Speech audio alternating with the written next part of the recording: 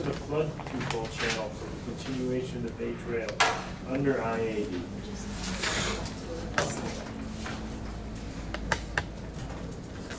Our committee and city is trying to get across to the freeway from this side. The railroad tracks are also a barrier in our city. So this committee has looked at many ways of trying to deal with this problem. And right up here is the Ashby interchange in Berkeley. Right along here is the Bay Trail. Potentially, there's going to be bicycle and pedestrian access here in the future when this is rebuilt. Moving south, here's Pacific Park Plaza, the tall building here. I believe the old tunnel that was rejected by the city, that Caltrans offered to upgrade, goes right under in this area, right here, and could be potentially unearthed and made to have a pedestrian and bicycle access out to the Bay Trail. Scott, it actually goes to where that intersection is, right where that Y begins. That's where it goes.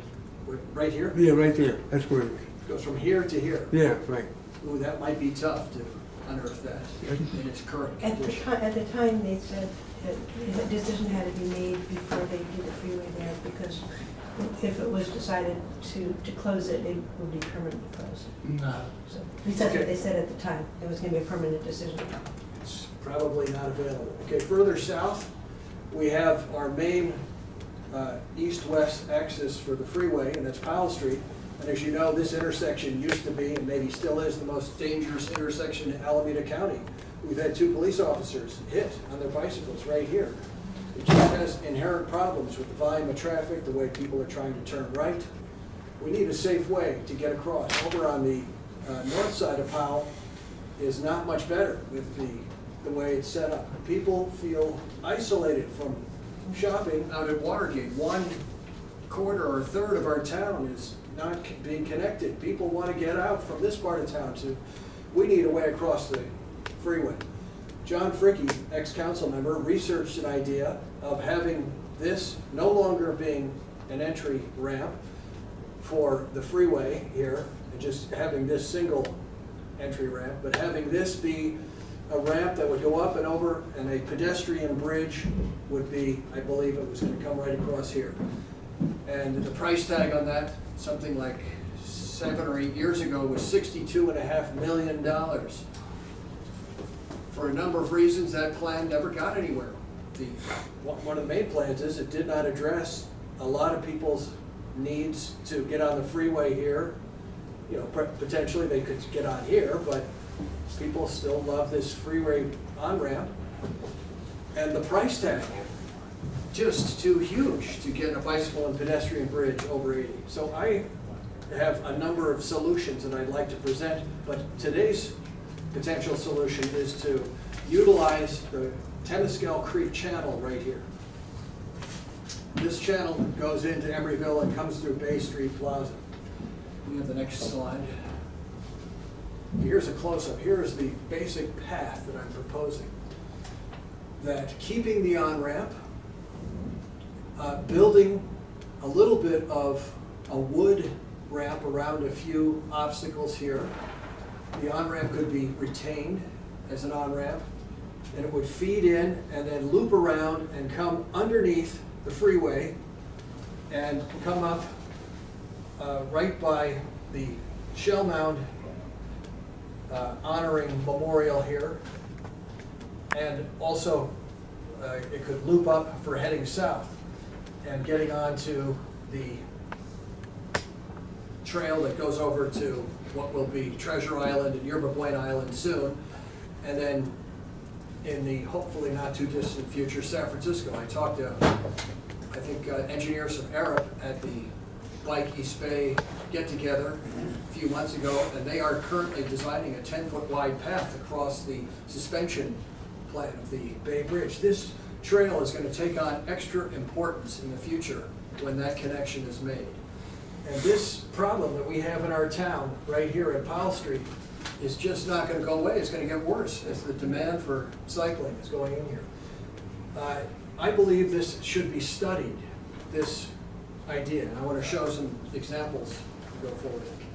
Scott, could I ask you if you're addressing the issues that came up with the original bridge that John Fricke and I think Ken had proposed, and that was that it wasn't the price tag, it was the fact that they wanted to put the path alongside the freeway on-ramp. And then the Audubon Society and Sierra Club said it would fight that the land was too delicate to have a path in it. That's right. And that the only way they would approve it is if it were put in place of the on-ramp. So aren't you now proposing a path that will go alongside the on-ramp? Yes, well, in my efforts to get elected to the council, I sought Sierra Club endorsement. Okay. And they said, are you one of those crazy Emeryville people who wants to continue the Bay Trail all the way to the bridge along the whole mud flat? And I said, no, but I want to connect the Bay Trail alongside of the on-ramp and go under Temescal Creek. And Under the freeway, maybe. under the freeway. Along And- Temescal. and Okay. I came in contact with Norman LaForce. Uh-huh. This is a man who has force. Yes, I didn't understand. And I talked about some of the slides I'm going to show you now and why he acquiesced, and finally the Sierra Club endorsed myself. Oh, After I said I was going to pursue this idea. Okay. So you So think I it's- believe you think I have it'll- overcome some significant political Okay, obstacles. excellent. And thank you for questioning. Okay, but also, I also agree with you totally that Powell Street is a disaster, about to become a worse disaster to be using that as the Bay Trail. So definitely we need something like what you're proposing. Okay, let's see. So this is a close-up. You can see the Bay Trail comes along here. Currently, there's a crosswalk there, and there's a crosswalk here. So what I'm suggesting is that this sidewalk, which just ends here, would continue, but it would continue at 10 feet wide. And the on-ramp is very wide for most of it compared to a narrow traffic lane. It's more than sufficient. There are issues with Caltrans about the path, but I believe both the Bay Trail and the on-ramp could be put forward, and I think we should study it. But let me finish my presentation, and I'll talk about what I'm going to ask the committee to vote on. You could have a K-rail separator between moving cars and bikes. Yes, as part of the proposal. So next image. Okay, now here is looking down at Temescal Creek right here as it comes in and goes under. And here's this empty lot that at one time, I guess the city was going to have a BMW dealership that was interested in this, but it never happened. It's kind of a small, awkward lot. Volvo, go ahead. Yeah, they come at Volvo was? Yeah. Okay. There's a pedestrian bridge right here. And I think that exists because the bike lane is coming across the bridge here. They didn't build it wide enough to have the sidewalk as well. So then an extra bridge has been made there. Wait, are you looking at the 40, where are we? I'm looking. Okay, if you go back a couple of slides and I'll show you where we are. Yeah, I'm sorry. Okay, so we are that's looking shown. down on 80.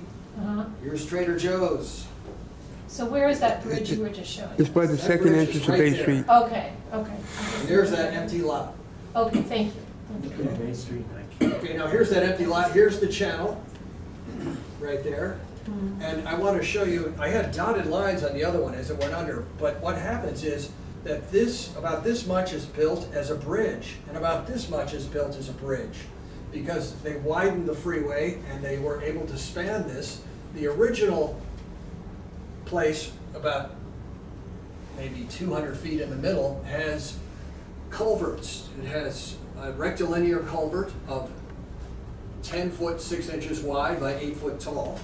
And it has 4 round bores of approximately 8 feet, and 3 additional round bores that are just giant round pipe that go underneath here, that handle all the flood waters that are in this. And what I'm going to propose is that in non-flood conditions, that we use the big rectilinear culvert that is 10 foot 6 wide and 8 feet tall, sufficient for a bicycle pedestrian throughway to go under here. And we'll keep going to the next slide. This is a little closer up. And you can see that here's that footpath. And here is the bike lane heading south on Shelmont. Okay, one more.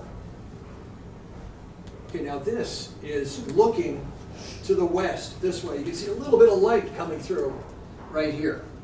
Here is the square bore. The reason it's so dark because this is the high water of the highest tides that come up to here and stain the concrete. You can see two round bores, one there, one there.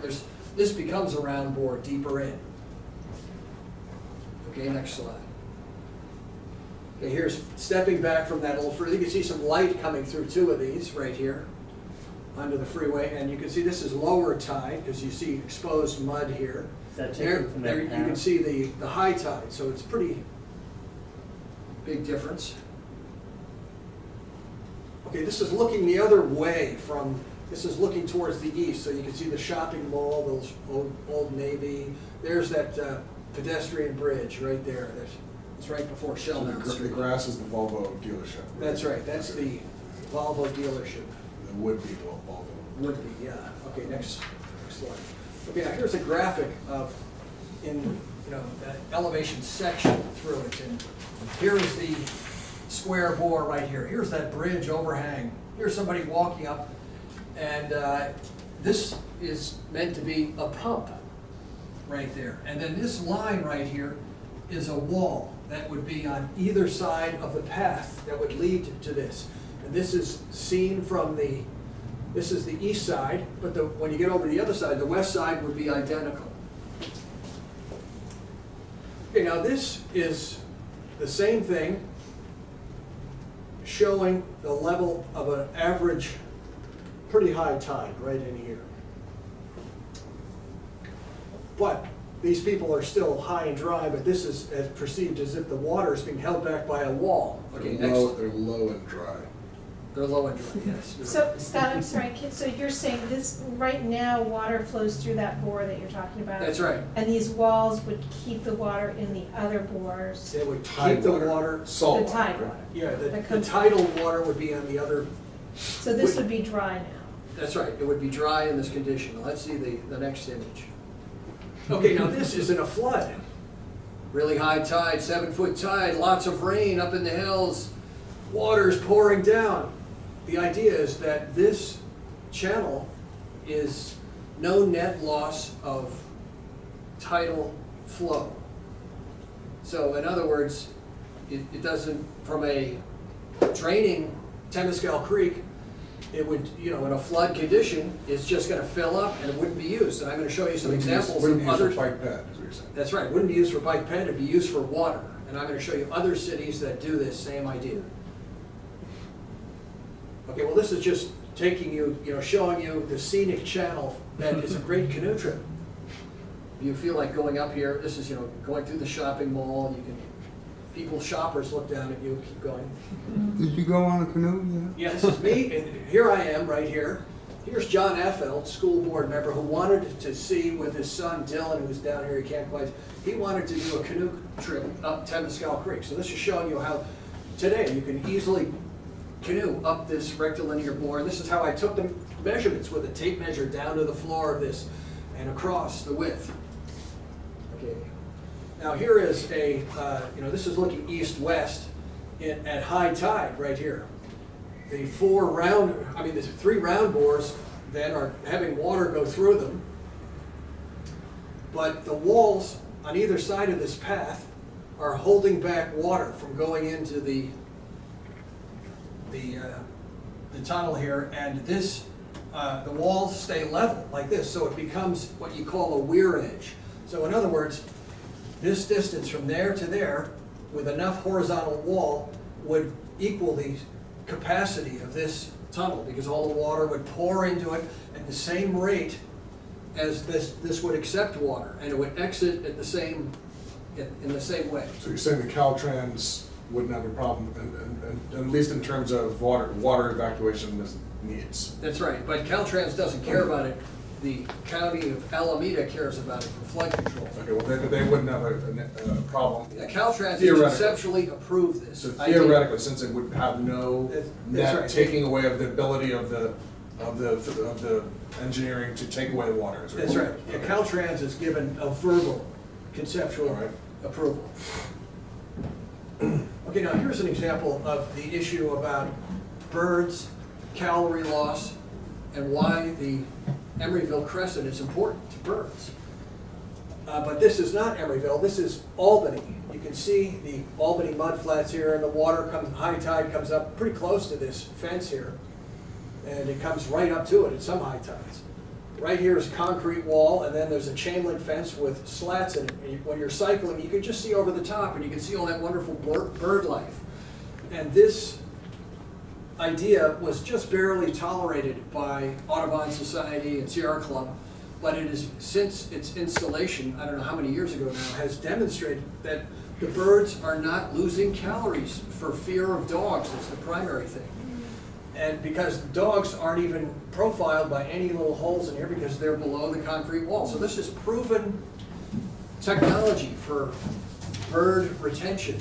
And that's an important factor. We could do this on the Bay side, and the Audubon Society would have to say, well, it worked at Albany, it would work at Emeryville. Okay, next slide. The biggest reason that people were opposed to the tunnel was the fact that people were going to be hiding under there was going to be all kinds of sexual activity under there, and people at Pacific Park Plaza and Watergate really rallied. We had over 100 people there. Okay, now, Ken, this is... That's what they did, so. That's right, but I'm going to address some of these features, some of this factor in my presentation. Okay, here is a under throughway in Reno. Downtown Reno has many of these similar ideas, not quite as dramatic because the wall isn't so high. I mean, they have this condition that's designed to flood over and use the whole capacity. It's a Truckee River. Yeah, the Truckee River. Okay, so next slide, And you please. see kayakers in downtown. Yeah. Okay, now here is Boulder, Colorado, and this is another example of that. It's Boulder Creek at Broadway, And then Central Park. here is, I included, this image because that empty lot that is next to our exit at Route 80, I don't think we should think of it as an empty lot. I think we should think of it as flood control and a Wetland. cultural wetland amenity for our city. We could knock down that wall and we could have cultural things. This is a Native American sculpture in Boulder. We could think of it conceptually like other cities have thought of their flood channels, not, well, next slide, I'll show Actually, you. can you stay down this for 1 second? I'm from Boulder, and that, just so everybody knows here, Scottsville, Boulder. That concrete wall you can see there is right alongside the creek, and the path is actually below the level of the creek. And underneath the roadway, they actually need the concrete, instead of a concrete wall, it's a glass wall. And so you can actually see in, underneath the level of the creek and see fish, and the city of Boulder turned it into like an educational thing for kids. So you can have a little sign there identifying fish species and talk about the aqua habitat. Maybe we could do something like that here, also in Emeryville, possibly. Glass wall instead of concrete wall. Okay, next slide. Okay, now here's what Boulder said. No, we're not gonna do the engineered ditch strategy, which is old school. We're gonna design our areas to naturally flood above it around its banks. And it's a better way to do flood control. So we have, all kinds of things in our city to get street runoff to go in and get cleaned and not have so much of it go directly into the bay. Bioswale. Yes, bioswales, and we can also do that area south of the flood channel as something like that, as flood control. Okay, next slide, please. Okay, now here is Boulder with a flood. You can see here's the path leading down. It's been flooded out. So it's showing that this happens. Well, what is going to happen if our city's Bike-Ped area floods? Well, there's part of the natural drainage. When the water goes down, this can have a check valve and it can drain most of it. And then the stuff that doesn't drain is pumped out. But sometimes it would just be flooded. That's right. Sometimes it would just be flooded. And so then the bicyclists and the pedestrians would have to use the path that we have now. That's right. So how often would it be completely flooded? Well, this is why I want engineers to study this. I see. Okay, let's have a next slide. Okay, now here's what Boulder does. They are afraid of flash floods, which kill and injure people. We probably should be a little concerned about it. And they have warning signs, and you can learn about it. They have these kind of warning signs, which you can, take your cue card thing and read all about it. And then, next slide. And then they talk about their floods at various times. We could have something like this. In the 1960s, Temescal Creek flooded, and that's why they channelized it. And Bob Savage, an old council member, used to talk all about the flood in Emeryville from Temescal Creek.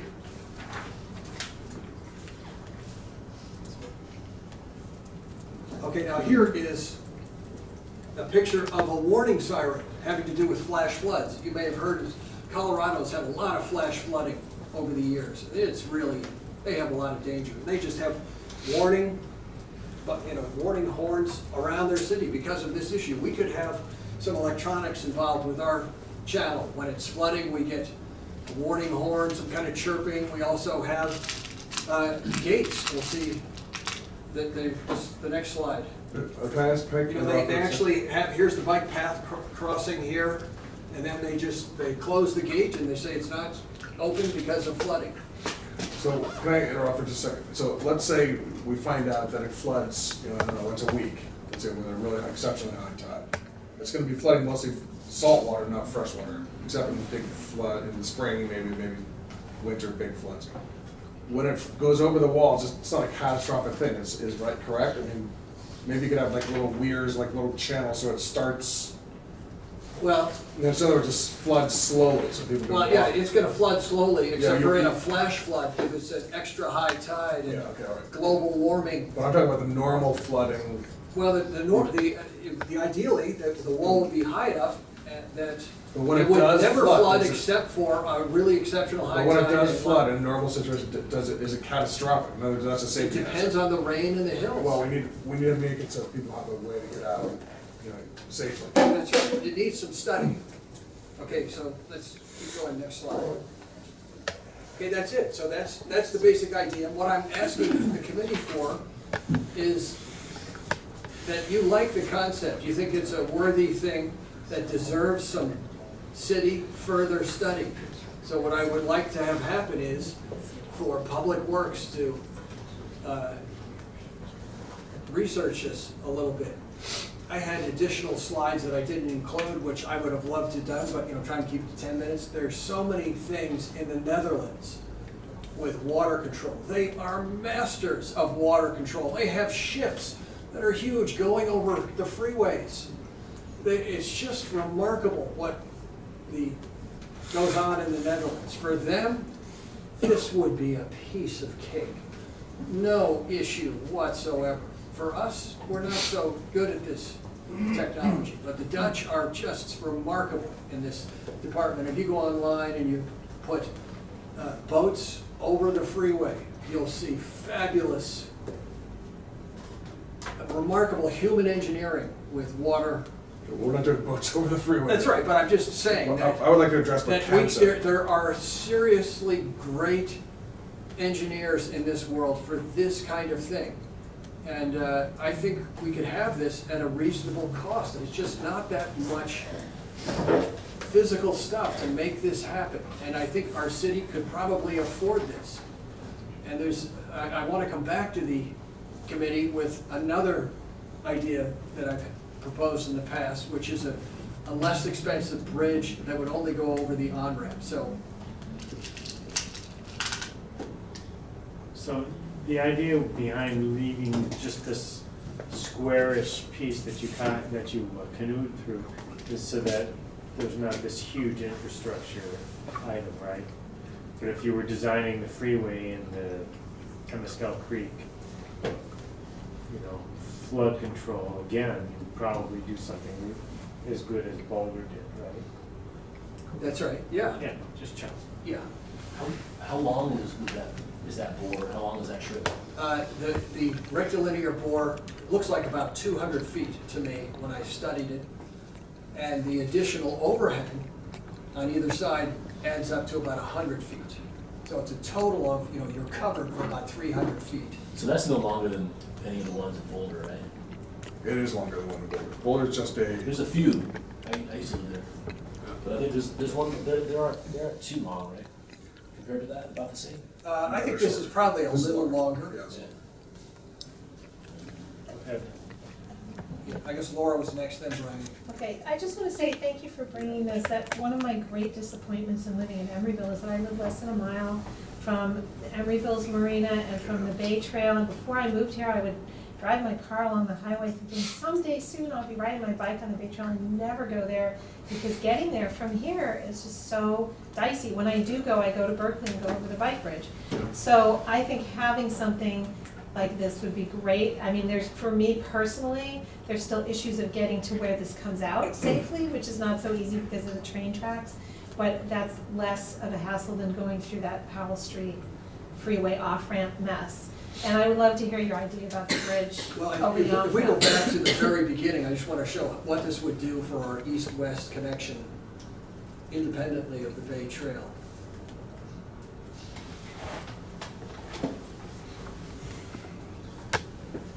The new bridge that we hope to get with Oh, yeah, that the would- decision in March 15th about our budget would come right here. Can you imagine it? You Right could cycle right Perfect. through there from 53rd Street, Mhm. heading west, Yeah. and then you'd have to cross at the light, Mhm. and then you would drop down and go through and be right on the Bay Trail. Okay, that would be awesome. It's a Thank perfect you. alignment. That's a good point, because that, It's a for me perfect alignment, personally. yeah. Yeah, it would be a significant, our city would be significantly better connected to bicyclists and pedestrians if we could do this. I want to, just one more quick thing, which is that, I think you pointed this out, but we have a major bicycle amenity in our city, which is the approach to the Bay Bridge path, which is only going to become more popular. Yeah. And I think anything we can do to make that approach better is not only going to be good for bicyclists, but it's going to be good for business. It's going to bring more people to Emeryville, and it's going to make people feel, instead of like Emeryville is this horrible place they have to endure before they can get on the bridge, that it's this really pleasant ride and they want to hang out here and they want to go to our businesses. So I think it's a good idea. Okay, Brian, and then. Well, I wanted to address what Ken's concerns that he said about the safety for like, talk about criminals that are hanging out in there. There are going to be a lot of comments about that. We know they're coming. That as everybody here can remember that was a huge deal with the Center for Community Life bike path.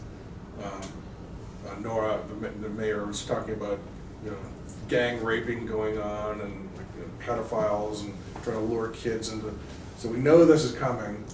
The thing about Boulder there, I think it's really good. It's if other cities can do it, why do we have to constantly be the city that can't do anything? Why? If other cities can do it, I think that we can do it. And I think that argument is always going to come out whenever anybody, whenever there's any public access, that it's a little bit different. There's always that safety concern. And I just say I think that you just move ahead and you make your city a nice place to live and work. And if other cities can do it, we can do it. And I just don't think we should give a lot of credence to that, frankly. We know there's going to be naysayers. We know they're going to be talking about that. Robert. I'm sure there are some people here when the city was talking about this before, but with regards to the on-ramp. I don't know what stage this is in, but I know there was a long-term plan at some stage to turn that into a bus-only on-ramp as part of the Powell Street Improvement Project phase, whatever. Right. I know, when you start bundling, bike and pedestrian projects with other projects, it does make them more competitive in some cases, for certain types of funding.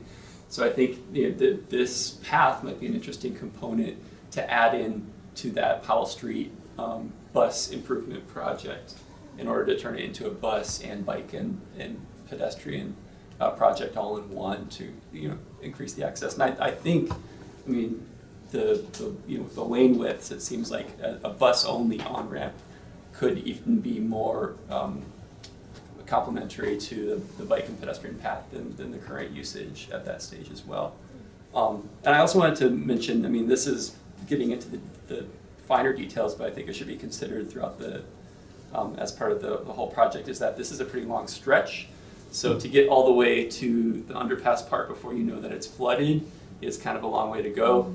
So an interesting component might be some kind of detector system on the bridge with a warning, at the Powell Street You mean section. right back, so it's right here, there could be a gate Or not even a And gate, just right a, over some, It here, wouldn't need a gate. some sort of notification system so people would know that it was flooded before they got there and could Yes. then take the alternate route that's not quite as great on Powell Street over to the cycle track that's gonna be built on Christie, instead of going that way. But that's just, just a potential amenity. Please. When was that bus only approved? Because I can't imagine that getting local approval. Well, I will let staff address that. I mean, this is a project that was discussed some years ago. The staff here aren't aware of it. All right, well, the existing project that was done to improve the pedestrian crossings on Powell Street, that was the phase 1 of the project. The straightening of the Bay Trail segment along Powell Street and some center bus boarding islands were going to be considered as future phases of that project. Does it ring a bell for anybody? No? That's where it goes, but not the bus only. Okay. I don't recall that being converted. All right, well, there were consultants hired to develop this plan. It must be, documented somewhere. Would never fly, I don't think. Did you have something to add, Sarah? Yeah, you were talking about the Powell Street study that was done, but I don't know about that element of it. But no, you're referring to, what was the official title, do you remember? This is like a study about WRT study. WRT. One thing I just wanted to raise as a practical concern is that almost none of this is city jurisdiction. The tunnel is flood control district, the other side is East Bay Regional Parks. We got Caltrans potentially. The only part that's Emeryville is the part by the Volvo lot. That is really our jurisdiction. So it's a much bigger thing to tackle than it would if it were all our infrastructure and all our jurisdiction. Yeah, but almost all of our difficult connections include, Yeah, that's true. either the railroad or Caltrans. You need 11 agencies to approve it, that's how I many. think so, yeah, postal and stuff now. So, Yeah, you never know, maybe you could get it it's just, done in 5 years. I'm not asking for an exhaustive study. I'm asking for proof of concept. Well, yeah, I mean, Some, it's like, yes, I think that there's a Herculean side to all those different agencies. I've dealt with conflicting agencies in some of my career, and I know what it's like. But I think that if we can build, if the idea is worthy and we can show that it could be done in a practical way, I think that we have something to go on. We have some basis to go forward and to petition all the agencies to really think about it, not just dismiss it. So that's what I'm asking for, is just enough engineering study to do proof of concept, to be able to go forward to all the other agencies. I mean, 25 years ago, none of us thought we were gonna get a bike path along the bay. Right? So you're asking, I want to be clear on what you think the next step is. So the next step would be an engineering study conducted by the city or by outside By the contractors? city. Okay, so I'll make a motion that I'll make a motion for the committee that we request the city to approve an engineering study of this concept to see if it's feasible. Okay, second. There's a motion and a second. Somebody scribbling that down? Well, Maybe you can't do it because it's not. you want to request the city study engineering Actually. concept of, That Scott just proposed, so this path. do we want to have wording with that?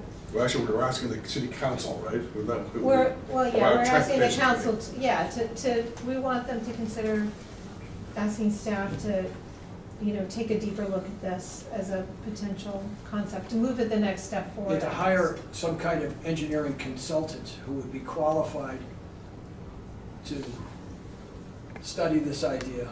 So that's different from what you just said, you were talking about city staff, but you're Well, going. if city staff feels like there's, water is, it's not just like the seat of the pants engineering that I did to show this. There's fluid dynamics, and, it's just like, it's not so straightforward, really. engineering look at it, would be good to have an engineer who's done culverts and channels and this kind of thing look at it. So an engineer with experience. Well, it's not up to this Flood committee. control. I don't think it's up to this committee to determine who Right, makes the just, studies. if you like the concept, if you think it's a worthy concept, is what I'm saying, let's say yes, kick it down the road, the transportation committee would then talk about it, and then it would go before the city council, who would wanna, would say, staff, would you study this, see what it costs to have an engineer look at the proof of concept, and So get that's back what- to us with a So price and- we're asking for staff to tell us what the next step would be and how much it would cost, basically. that's right. Okay. Then that's my motion. Gotta stand by my second. Okay, We're asking so, staff to take another look at this and find out what it I'll would look at cost. Yeah. Never get a That's chance. the first look. Maybe you want to put in there that we would put together a request for a proposal so we know what we're asking for. Because if the staff puts it together, they don't know what we're asking for. But if we put together a request for proposals, then we know what we're asking for. Well, that's pretty complicated, Ken, I don't think Yeah, we can do that's that. not Okay. this committee's We're an job to do a advisory request for. committee. Yeah. Right, okay. City council. Marcy, doesn't it have to go to transportation from here instead? Yeah, Yes. oh That's yeah, what- we're just yes, making a that- recommendation, we're just advisory, that's all we're voting on. Sure, so we call We're roll. asking. I need to get wording on that, I'm sorry. So we're asking, City staff? the city staff, you come up with a proposal of how we would figure out the feasibility of this and how much it would cost to hire somebody to figure out whether it was feasible, to take it to the next step. So just the first phase. So proposal of cost Cost for a feasibility study. for feasibility study. But we're not supposed to be concerned, we're concerning ourselves with costs. We're not, have nothing Well, to do with they're- finances. You can leave the costs out, just We're say asking the feasibility. staff to come up with a proposal, including the costs and who would they would Or hire. feasibility For of it. feasibility You know, study. you don't have to use the word cost, because then we're talking, and we're not, because remember, we've had this problem before where we start talking about costs, and the next thing you know, well, we can't afford them, but we're not in any position to know what we can afford, But I we think- being the city, What are we asking staff to do to just to check though? the feasibility, or just to. Yeah, I think feasibility yeah, is the right- to find out make some recommendations regarding the feasibility about this, without mention of cost. I mean, that's the council's I think you job. can't, all right, but I think that staff's report has to include the cost, that's. Well, but this is for the council to determine whether or not the city can afford it and wants to spend the money on it. It's not. Right, no, I'm not saying we would vet the cost, but I think we're asking the city staff to determine I'm sure what- that's what it part. would cost as That would be part part of it, yeah. I mean, I Yeah, think it's because that would be the first question that It city needs to be council left asks. unsaid, frankly, it's just part and parcel of it. It's the feasibility of the, so can you, So, I would like costs to be in there, because Okay, I think that's just what we're asking them to do, it's one of the pieces. Transportation committee won't care about the cost, they'll just. the council kind of cares about the Yeah, costs. of course. That's What the do only you people have that- right now, there's only Marcy? one member of the transportation. What have you committee written down because for the motion? Jennifer's fine. so Jennifer's far gone, it's yeah. request city So staff was the only member. to come up with proposal of cost for feasibility study, but that doesn't make sense. Of a So feasibility study, Yeah, including. cost in. You want the costs. Yeah, I think we proposal should of just cost. say, we're asking the city council to do a feasibility study of this Temescal Okay. Creek underpass, under 80 So bicycle we're pedestrian asking path. staff to, Are we to asking determine what the council or are we asking parameters- staff? We we're don't- asking we staff don't- to report, to determine what a feasibility Well, study would ultimately, look the like. council's gonna have to ask staff to do it, so Okay. if we ask the council, I don't think we can go too wrong. Okay, Okay, so, we're asking council for a feasibility study then? Yes. Okay, of this idea. okay, so we're requesting, the transportation committee To ask the council. to propose council authorization I don't or even think- direction? You don't have to or- mention the transportation. Yeah, I don't think we have to mention the Goes without transportation. saying. Okay. Yeah. Goes without But saying. we're asking council for a feasibility study. Okay. Council for feasibility study of, Temescal Creek Underpass project, Bike-Ped Underpass project. All right, call the roll. Those four? Almost everybody that's here. Everybody that's eligible to vote looks like they've already 1, 2, 3, 4, 5, 6, 7. Yeah. That was easy. It's a Yeah, really- let's move it's a on good to, idea, Scott. I hope the it's must- successful.